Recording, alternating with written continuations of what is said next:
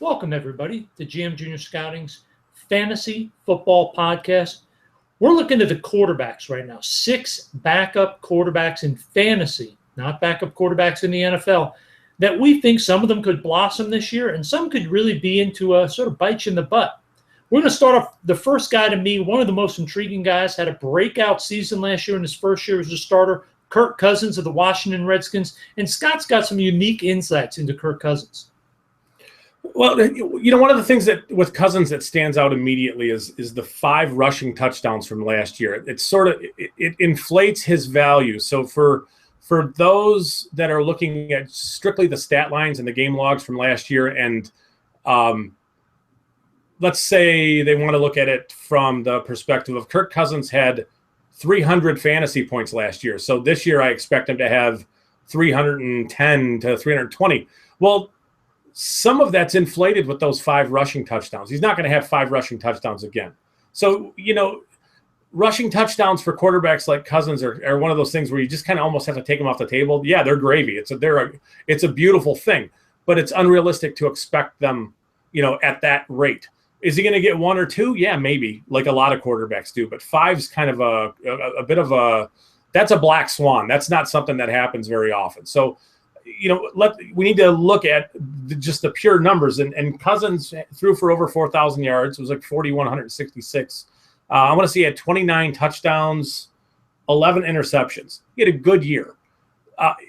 You could look at the list of quarterbacks and find, 10 guys, 11 guys that you'd want to have over Cousins in his situation. Currently, he is going as pick number 113 overall. That's his average draft position.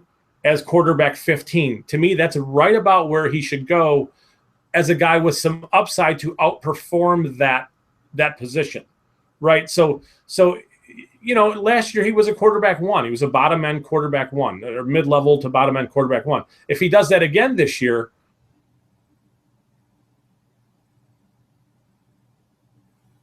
looking at him like, do it one more time, do it again, and then we'll pay you. And that's a smart move. But it's one of those things where if you draft, let's say you draft Drew Brees early, and Drew Brees does what Drew Brees does, and you back that up and you make a smart move to say, I want a number 2 quarterback that has the potential to perform like a number 1. So if I get into a nice situation where there's some injuries, like Andrew Luck's injury last year, some of that stuff, injuries happen, I can move Drew Brees and get a nice player, not as a quarterback, but a nice running back or a nice receiver, just because I drafted a smart number 2 quarterback. Kirk Cousins fits that mold. That's, what are your thoughts on Cousins? I really think I look at this guy and I think, I think the first half of the season is going to be a big disappointment. I think this whole offseason, opposing coaches have had to break him down, figure out what he does poorly and what he does well. And the trick in the NFL for any quarterback to succeed is those coaches will take away what you do well, and they will force you to become proficient at what you do poorly. I really think the first 6 to 8 weeks of the season, it's going to be a lot of ups and downs for Kirk, but I think the value in Kirk could be getting him either before the draft and sort of letting him sit on your bench. But I think the second half of the year, I think he's going to not only play well, but I think he could potentially be a top 5 to 8 quarterback statistically the second half of the year, because he will grow and overcome what those coordinators do to him in the first half, and I think he will blossom. And throwing down the field to Deshaun Jackson, I think you're going to see him make some big plays the second half of the season that really inflate his fantasy value the last 8 weeks of the regular season. Do you feel that his value is tied to Jordan Reed? I think it's Reed and Jackson. I think those 2 guys are key. If they can stay healthy, both of them, he could have a monster year. I think if Reed struggles with injuries, which most likely will, because if a guy's been hurt, he's probably going to be hurt again. Yeah. Then it's going to be tougher for him to find guys to throw to, because they're going to be able to roll everything Deshaun's way. And then the addition of Josh Doctson helps too. But as a rookie, how much in year 1? And probably not as much as people want. Yeah, there's no question. I think it's interesting. We look at him and we think, does it count on Jordan Reed? Then you look at the other guy.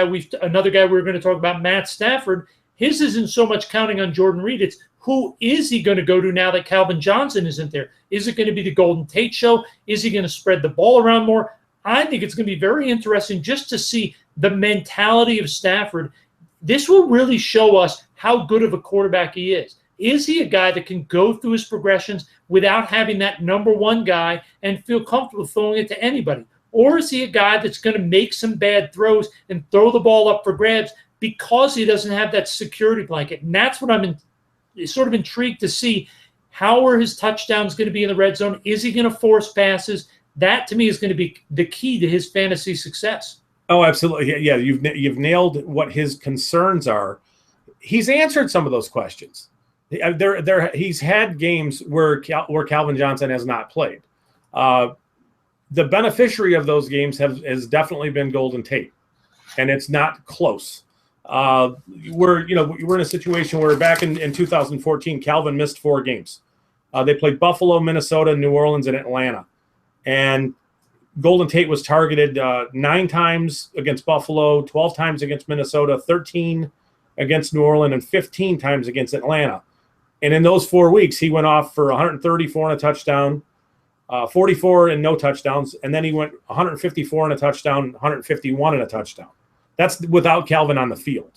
So there's an argument to be made that, even with Calvin on the field, it still draws protection and, defenders away from where Golden Tate's going to be.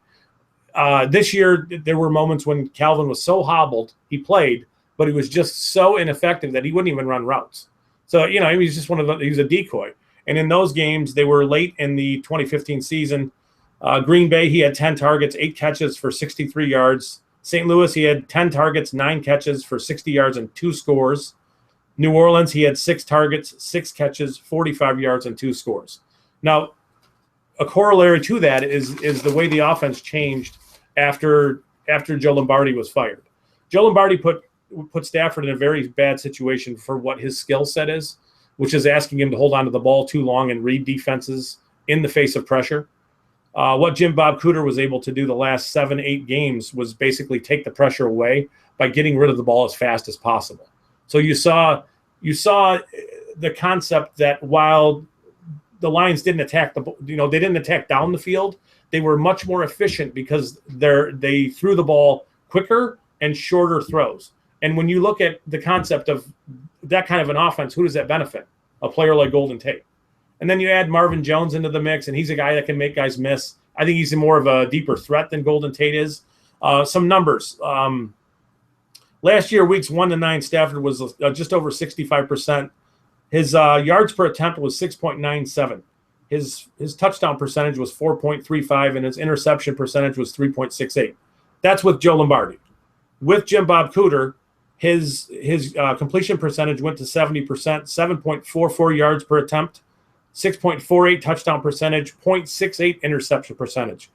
He threw 19 touchdown passes and 2 interceptions in the last 8 games last year. Stafford did. Calvin was hobbled for a lot of that time. So we're now granted the teams they played against, there was some issues with who they played. It was lesser competition, that kind of stuff. But still, you saw a coordinator put a quarterback in a situation where he was comfortable and he was happy running the plays that he ran, and they had a lot of success doing that. So I think you're looking at a situation where Stafford's going to get rid of the ball quick. The throws are going to be very short. They're not going to be challenging down the field. If they do, it's going to be to Ebron, a little bit to Marvin Jones. There's going to be a lot of short passes to Golden Tate and Theo Riddick. The offense is not going to just go away like some people think. Stafford, to me, is, if there is a number 2 quarterback, we just talked about Cousins, but if there's a number 2 quarterback with the upside to be a high-end, not a high-end, a middling number 1 quarterback, to me, it's Stafford.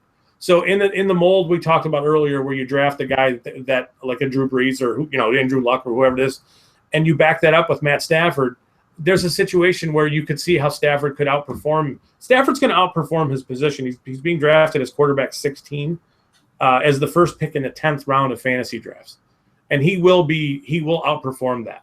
He will. It's just the offense is going to radically change. They're not going to be chucking it 40, 50 yards down the field. It's going to be more very slow, not slow, I shouldn't say slow, but it's going to be very methodical what they do. Short passing game, shotgun, spread it out. I don't know that I anticipate the running game being any better, but I don't think Stafford just goes away because Calvin retires. but things do change. It does. Shanna, what are your thoughts on the Calvin retirement impacting the offense as a whole? Well, I don't think it's going to have a huge impact overall because I think they have other weapons. I think the big question is just going to be is when he is in panic mode, when he's under pressure, is he going to feel comfortable standing strong and throwing to someone else, or is he going to throw the ball up for grabs? I think that's really the only debate. And it's interesting because throwing it up for grabs, that's sort of Jay Cutler's MO throughout most of his career. And to me, he's one of the most unique quarterbacks, not only in NFL fantasy, but just in the NFL overall. And this year, I'm very excited and also scared to see what's going to happen because he had the best year of his, what's that? Good way to put it. Yeah, I mean, he had the best year of his career last year, played phenomenal football. Adam Gase really had him clicking on all cylinders, and everybody expects him to just take off where he was last year and continue to play great. But two things really concern me. First, Adam Gase is no longer there, so he doesn't have that confidant. He has to learn to feel comfortable with the new offensive coordinator. I don't know if he's going to have that same relationship. Secondly, and this is my bigger concern, if we just go back 3 years ago, after Mark Trestman's first year in Chicago, Jay Cutler played phenomenal. Everybody expected him to be outstanding his second year. And all of a sudden, he felt comfortable in that offense. He didn't feel he had to do all the little things technically that he had done that first year under Trestman, and his level of production drastically fell. And I'm scared that this year, with the new offensive coordinator, feeling comfortable in that he did so well last year, I wonder if Jay will fall into some of the same bad habits and turn the ball over, force passes, and not be nearly as productive as he was a year ago, especially on a team that to me is the third best team in their division at best. They're going to be in a lot of shootouts. He's going to have to play very efficient football for them to win games. I think he's not going to do that. I'm not sure what your thoughts are, but I think if he doesn't play well, you could be talking about a team that comes in fourth in their division. Well, I think efficient is a perfect way to describe it. Last year he threw 21 touchdowns. He had 11 picks. Considering what he had to work with, that's okay. Yeah, I mean, he was efficient last year. To me, last year was the first time I looked at him and thought that's a quarterback completely under control of his offense. And the reality is how much of that was Adam Gase, right? So that's the whole question. Yeah. So you lose Martellus Bennett, you add Kevin White to the mix. You add Daniel Braverman to the mix. You have Alshon Jeffrey playing in a contract year. You have weapons. You lost Matt Forte, who was a bit of a blanket for him. I could see a situation where it's relatively stagnant in as far as statistically for fantasy purposes, that he puts up a real similar year, and he's just one of those guys because of the change in the coordinator, because of the relationship he had with Gase. He's one of those guys for me that I'm avoiding. I can't see him blossoming into a quarterback one, right? And if you're taking a guy as a quarterback two as a backup with a bunch of risk, I'm not sure what the point of taking that guy is. That doesn't mean that he's a bad quarterback or he's in a bad situation. It's just this may not be the year to do it. And then speaking of Gase, he's now in Miami with Tannehill, and that's super intriguing. What are your thoughts with Tannehill? That I really love that situation because I think Gase's strength, if you look at him when he's been a coach, is he can tailor an offense around anybody, but he's really most successful when he has a guy he can move around. And Tannehill's a tremendous athlete. I think in Gase's offense, the ball's going to come out fast. They're going to do a lot of design rollouts. I think this will be the best year statistically and win-wise for Tannehill. I think he will do outstanding things offensively.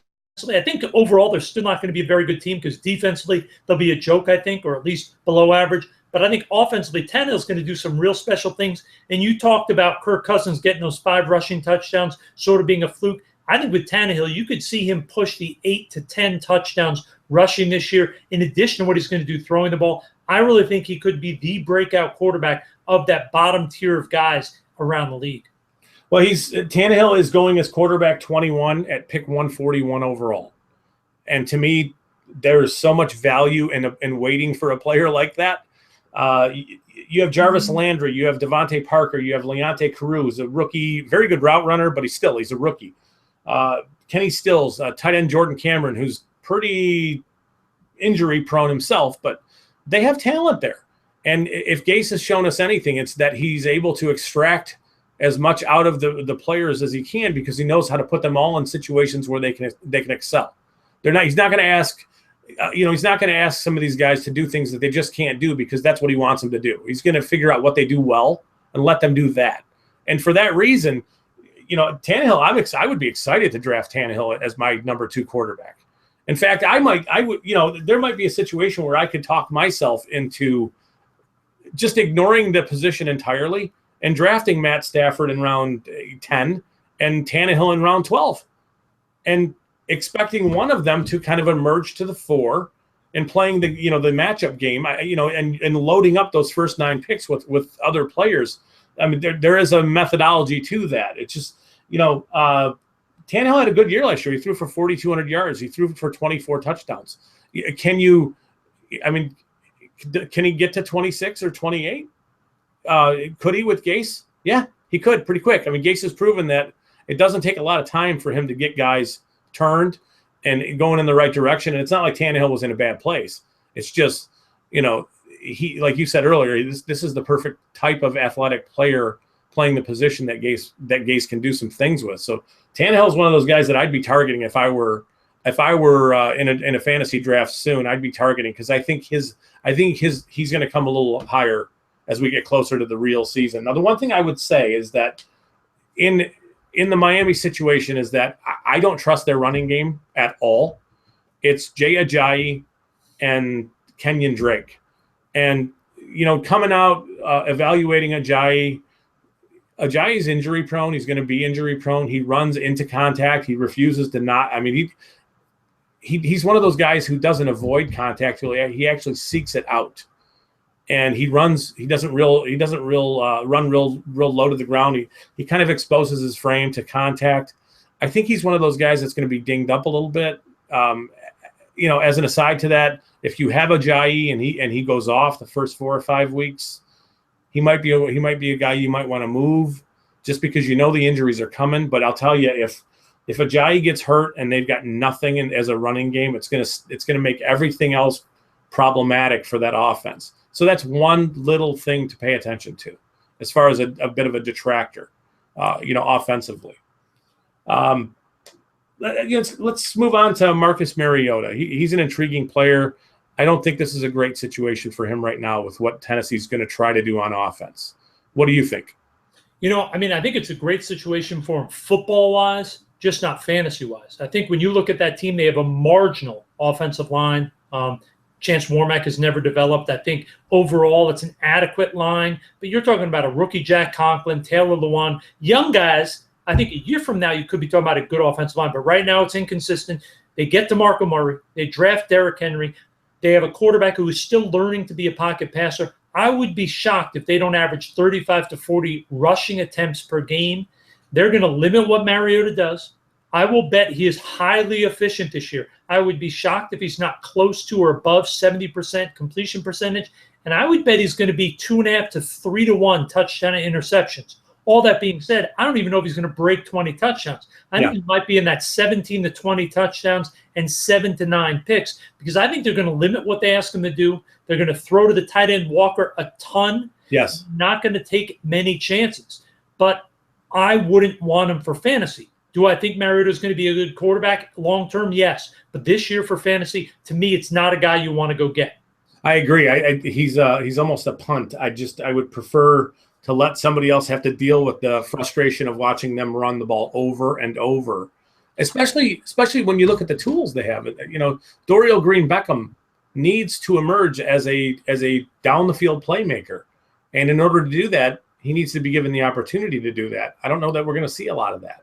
And right now, amazingly, Green-Beckham is behind Tajay Sharp, who is a rookie who killed it at the East-West game, killed it at the Senior Bowl out of Massachusetts. He is actually their number 3 receiver now, starting ahead of Dorial Green-Beckham. So that just tells you that Green-Beckham is a long ways away. I think that offense as a whole is going to have a lot of ups and downs this year. I'd be very surprised if Mariota put up any good numbers. Whereas I think, truthfully, Osweiler, Brock Osweiler, Houston Texans, he could be the breakout guy of the year. This guy's never started for a whole season. I really look at the weapons they have down there. DeAndre Hopkins, drafting Will Fuller in the first round, drafting Braxton Miller. And let's not forget, they go sign Lamar Miller to be their tailback. They have a good, not great, but a solid offensive line. They're an aggressive football team. I think they are going to run the ball, and they're going to take big shots down the field. I think Osweiler is going to put up big numbers this year in his first year as a full-time starter. Obviously, there are going to be some ups and downs, but I think for first-year starter, he's going to be a very productive quarterback. Yeah, and for the dynasty players out there, those people who put together a roster and get to keep them, Osweiler is as intriguing as as intriguing as any of the rookie quarterbacks, and maybe some of even the guys we've seen over the last few years. When you look at DeAndre Hopkins and Will Fuller and Braxton Miller and Jalen Strong, and the concept that Houston's adding a tight end at some point, and it could be Jake Butt, it could be OJ Howard. It's another weapon.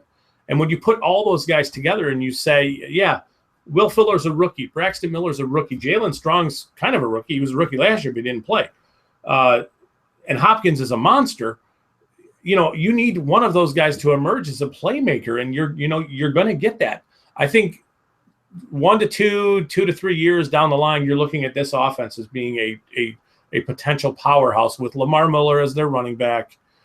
When these guys emerge as pros who are reliable route running, playmaking guys, but they definitely they've improved their stable of help for their quarterback. It's just the question then becomes, maybe you and I are differing on what this year is. Is this the year that he takes that step? I would draft him in a dynasty league, and I'd want him all day. Yes, and I agree. I'm saying for a first-year starter, he'll be very productive. Is that a frontline fantasy starter? No. But I think he's going to put up similar numbers to what Cousins did last year.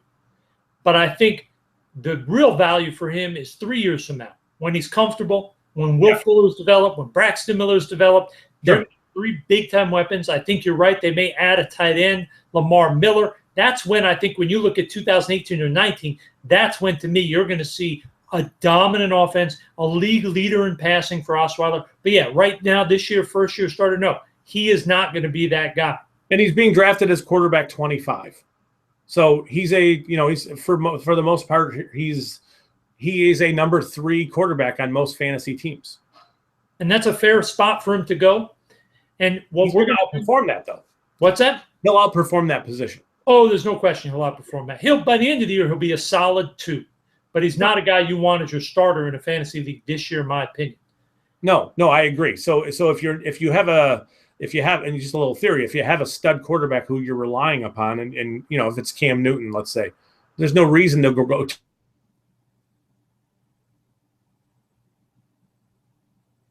get Osweiler 75 picks later.